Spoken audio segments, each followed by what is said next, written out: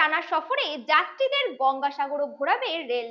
বিশেষ ট্রেনে অন্য ভ্রমণের হাতছানি।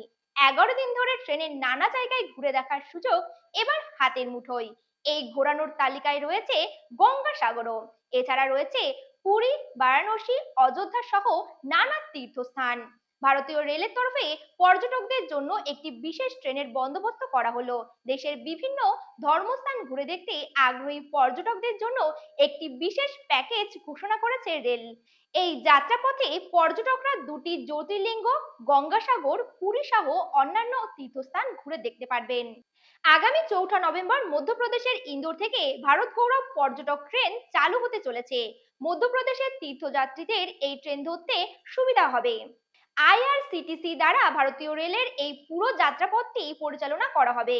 এটি দীর্ঘ 11 দিনের যাত্রাপথ। ট্রেনটি ইন্দোর থেকে পুরী, গঙ্গাসাগর, দেওঘরের বৈদ্যনাথ ও কাশী বিশ্বনাথের অভিমুখে রওনা দেবে। এই ট্রেনটি মধ্যপ্রদেশের ইন্দোর ও উজ্জয়িনী ছাড়াও অন্যান্য স্টেশনে থেকে যাত্রীদের তুলবে। 11 দিনের এই যাত্রায় পুরী, গঙ্গাসাগর, গয়া, বারাণসী এবং অযোধ্যার সব দর্শনীয় স্থান ভ্রমণের তালিকায় থাকবে। যাত্রায় স্লিপার ইকোনমিক শ্রেণীর যাত্রী পিছু 19,990 টাকা, এসি 3 টায়ারের যাত্রী পিছু 32,450 টাকা এবং এসি 2 টায়ারের যাত্রী পিছু 42,750 টাকা খরচ ধার্য করা হয়েছে।